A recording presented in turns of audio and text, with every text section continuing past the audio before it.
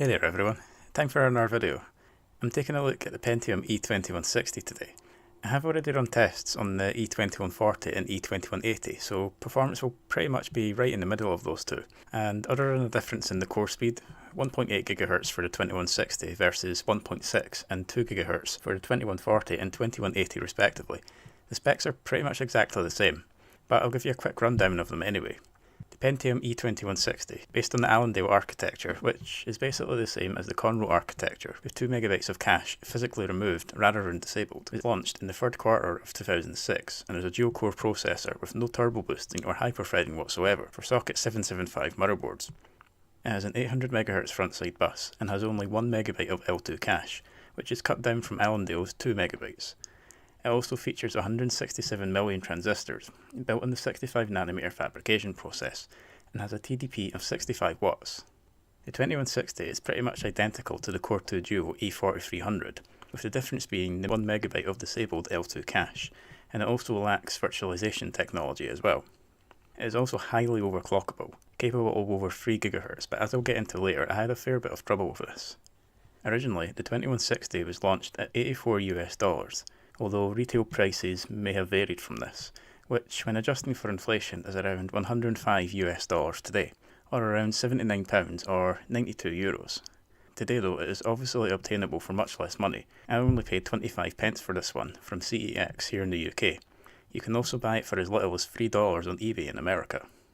The rest of the system I'll be using for the test today features a Foxconn G33m motherboard, 8GB of DDR2 RAM at 800 MHz, an MSI GTX 1080 Armor OC Edition graphics card to eliminate any bottlenecks in performance, Windows 7 Ultimate 64-bit, and a Phanteks TC14PE to keep the Pentium.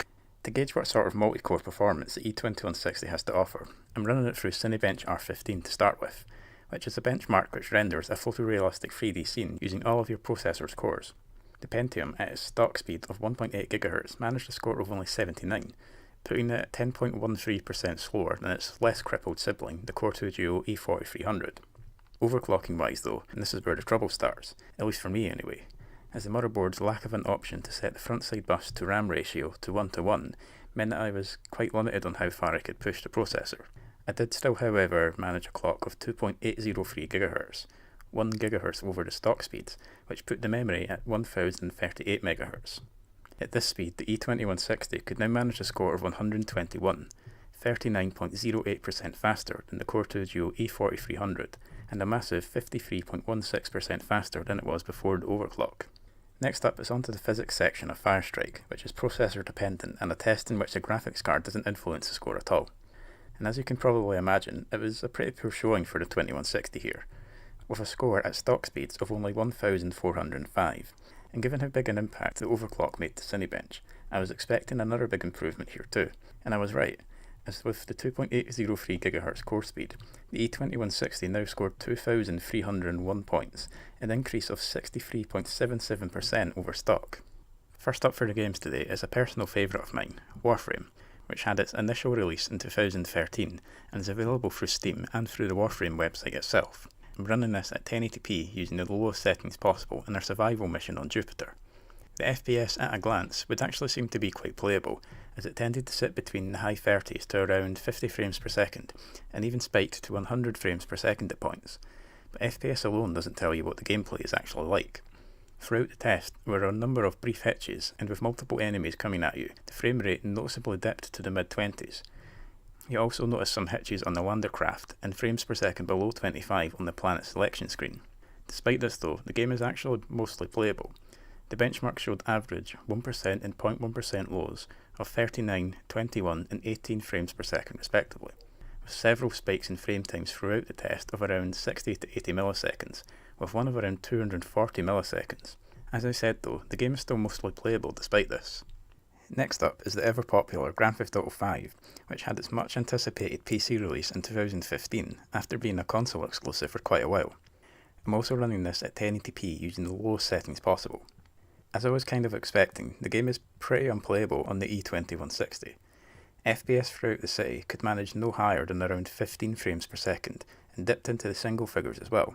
There was severe stuttering throughout the city, and there were major problems with input locking and input lag as well, which were so bad I couldn't even run my usual benchmark. And next up, despite how much I despise this game, is CSGO, which, 7 years on from its initial release, is still massively popular and has a huge professional scene as well. This is being run at 1080p on the lowest settings possible and in a hard difficulty competitive bot match on the Mirage map. This is unfortunately also a no-go for the 2160 as well. FPS was in the high 10s to around the 30 frames per second range. There was some pretty obvious micro stuttering throughout, which, coupled with the hitches I noticed as well, made for some pretty difficult combat, which kind of defeats the entire purpose of the game. It did however spike up to 45 frames per second at times when indoors. This however doesn't really make a difference to the rest of the game though. The benchmark showed average 1% and 0.1% low frame rates of 41, 14 and 10 frames per second respectively, with several spikes in the frame times of around 60 to 100 milliseconds, with some around 180 to 200 milliseconds, and one at a massive 800 milliseconds. Lastly, before moving on to overclocking for the games, I thought I'd include an older game for a change, to give the E2160 a chance to show something actually performing okay. I chose Grand Theft Auto San Andreas for this, as it is regarded as one of the best, if not the best, Grand Theft Auto game of all time. I'm running this at 1080p as well, and given that the game came out 15 years ago now, I managed to run it at max settings with anti-aliasing switched off. As expected, it ran pretty smoothly and showed no noticeable stuttering, locking up or any other problem to speak of. FPS was consistently above 50 throughout and got into the 70s as well, with spikes of over 100 frames per second indoors.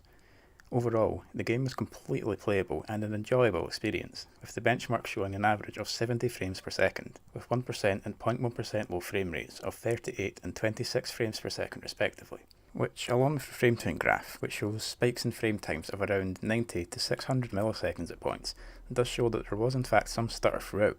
These spikes though happened so far apart that they were entirely unnoticeable and had no effect on playability at all. As I've mentioned previously, I had a lot of trouble with overclocking. The issue was that the motherboard I use doesn't have an option to set the front side bus to RAM ratio to 1:1, which means locking the speed of the RAM to the speed of the front side bus, which would allow for overclocks beyond 3 GHz. I also couldn't match the speeds that Cinebench and Firestrike physics were capable of either due to the RAM. But for both GTA 5 and Warframe, a speed of 2.634 GHz was stable, which needed a frontside bus speed of 1170 MHz with 2.23 volts on the memory, which itself was now at 995.6 MHz. CSGO and Grand Theft Auto San Andreas managed stable speeds of 2.679 and 2.702 GHz with frontside bus speeds of 1190 and 1200 MHz respectively, which put the RAM at 992 MHz and 1000.8 MHz respectively. With Warframe, the improvement is pretty significant. FPS was in the low 40s to the mid 60s range throughout, and despite some noticeable hitches and micro stuttering throughout the test, the game was quite fun and enjoyable to play, and was a massive improvement over what the E2160 managed at stock speeds. The benchmark showed average 1% and 0.1% low frame rates of 55, 30 and 25 frames per second respectively, and there were also several spikes in frame times throughout the test of around 40 milliseconds, a couple of around 70 to 100 milliseconds and one of 140 milliseconds. With GTA 5, there was also quite a significant improvement in a way. Unfortunately, all that means is that I was at least able to benchmark it this time, as the game still had its issues. FPS managed between 19 up to the mid-20s and showed some very brief lockups as well as micro stuttering throughout. The input lag was completely gone, however, there was still some locking up of the inputs at times, but this didn't make it completely unplayable though. Despite the issues still present, the game is actually kind of playable, in that you can still play it, it just won't always be the best of experiences. The benchmark showed average 1% and 0.1% low frame rates of 24, 11 and 9 frames per second respectively, with frame time spikes throughout the test of around 60 to 160 milliseconds, with some as bad as 320 milliseconds at the worst. With CSGO, there was also a fairly significant improvement as well. The frame rate went up into the 60s and only dropped to the high 30s. There were also some dips and spikes to the low 30s and around 95 frames per second, but for the most part the high 30s to around 60 frames per second is what you'll see. There were also still some hitches and micro stuttering throughout. However, combat was fortunately much easier than it was at stock. Not perfect, but a lot better. The benchmark showed average 1% and 0.1% low frame rates of 53, 28 and 19 frames per second respectively, and there were multiple spikes in frame times of around 40 to 80 milliseconds, with some as bad as 120 to 140 milliseconds. Lastly, it's back to GTA San Andreas. There isn't really any need to overclock with this game, as the performance at stock is more than adequate already. There was, however, still a reasonable improvement over what stock clocks managed. FPS was now reaching towards 90 frames per second, and even getting towards 150 frames per second inside CJ's house. Much like its stock, there were no noticeable performance issues whatsoever, and the game was still completely playable. The benchmark showed average 1% and 0.1% low frame rates of 84, 48 and 40 frames per second respectively. There were, however, several spikes in frame times of around 160 milliseconds, and some of around 440 to 580 milliseconds. These, though, didn't have a noticeable impact on performance due to how spread apart they are. Overall, it was a pretty frustrating experience to test the E2160. Nothing to do with the processor itself, more the fact that the motherboard limited the overclock pretty heavily. Saying that though, if you have a motherboard that will let you set the front-side bus to RAM ratio to 1:1, you'll be able to get even better overclocks. Performance-wise, older games such as GTA San Andreas will run perfectly fine on a processor like this, even at stock clocks.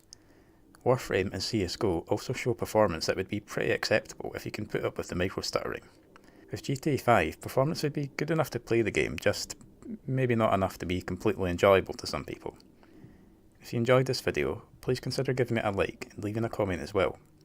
You could even subscribe to my channel and maybe even support me through Patreon at patreon.com/Benching&Gaming or through Ko-fi at ko-fi.com/Benching&Gaming if you'd like to see more content like this. So thank you for watching, and hopefully I'll see you in the next one.